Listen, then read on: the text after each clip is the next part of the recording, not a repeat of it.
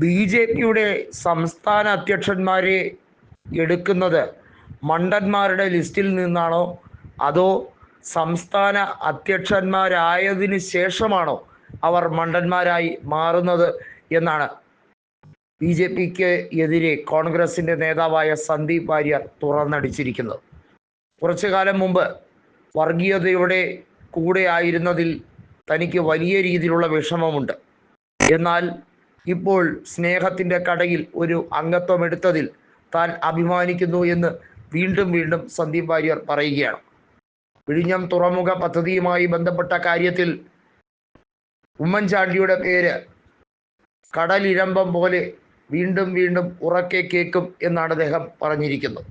മാത്രമല്ല, അവിടെ വലിഞ്ഞു കയറി വന്ന് കസേരയിൽ ഇരുന്ന് മണിക്കൂറുകളോളം സീറ്റ് ഉറപ്പിച്ച് ഇരിക്കുമ്പോൾ ഇദ്ദേഹത്തിന് എന്തോ കുഴപ്പമുണ്ടല്ലോ എന്ന് ആളുകൾ ചോദിച്ചതിൽ എന്ത് തെറ്റാണുള്ളതെന്നും സന്ദീപ് വാര്യർ തുറന്നടിക്കുകയാണ്. സന്ദീപ് വാര്യരുടെ കോൺഗ്രസ് പ്രവേശനം പലർക്കും ഒരു പ്രചോദനമായി മാറിക്കഴിഞ്ഞിരിക്കുകയാണ്.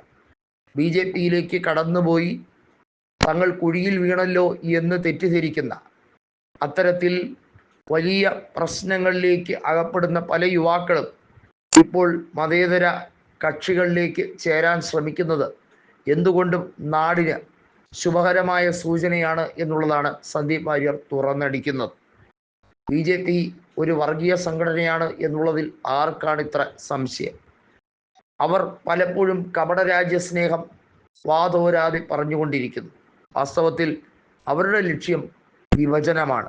ഈ നാടിനെ വിഭജിക്കുക എന്നുള്ള ശ്രമം, വർഗീയ വിഭജനം കേരളത്തിൽ ഒരു കാലത്തും നടക്കില്ല എന്ന് തുറന്നടിക്കുകയാണ് സന്ദീപ് വാര്യർ.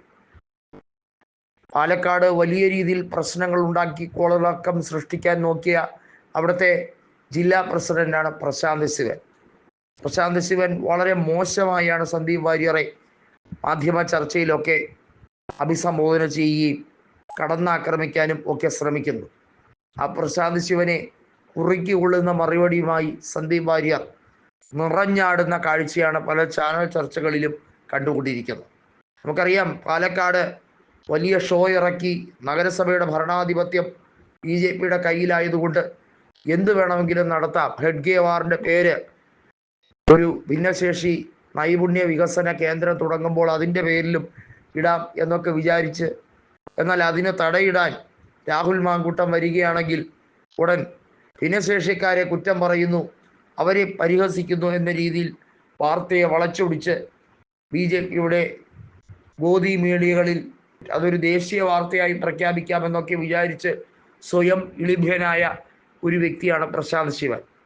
ഗുണ്ടായിസം മാത്രം കൈമുതലാക്കുന്ന രീതിയിലുള്ള ബോഡി നേച്ചറും അത്തരത്തിലുള്ള ചേഷ്ടകളും കാണിക്കുന്ന പ്രശാന്ത് ശിവനെ പോലുള്ളവർ അർഹിക്കുന്ന അവജ്ഞതയോടെ ജനങ്ങൾ തള്ളിക്കളയുമെന്ന് വീണ്ടും വീണ്ടും സന്ദീപ് വാര്യർ ഉറപ്പിച്ചിരിക്കുകയാണ്.